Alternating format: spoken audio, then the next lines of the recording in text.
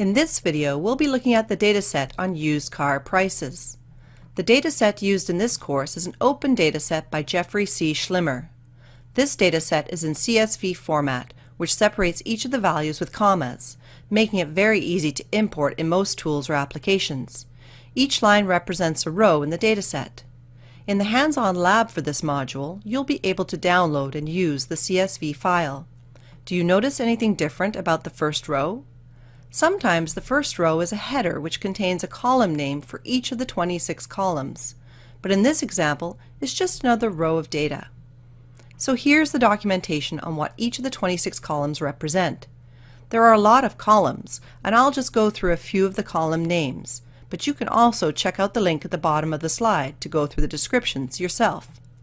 The first attribute, symboling, corresponds to the insurance risk level of a car. Cars are initially assigned a risk factor symbol associated with their price.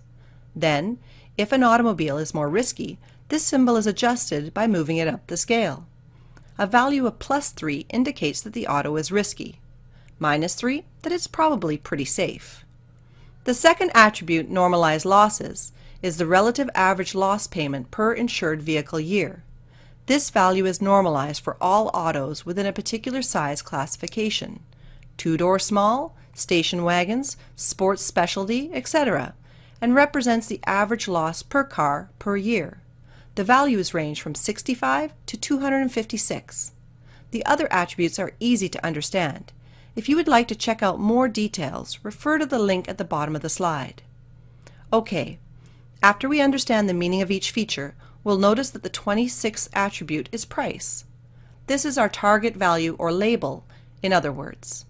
This means price is the value that we want to predict from the dataset, and the predictors should be all the other variables listed, like symboling, normalized losses, make, and so on.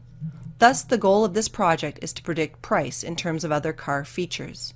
Just a quick note, this dataset is actually from 1985, so the car prices for the models may seem a little low, but just bear in mind that the goal of this exercise is to learn how to analyze the data.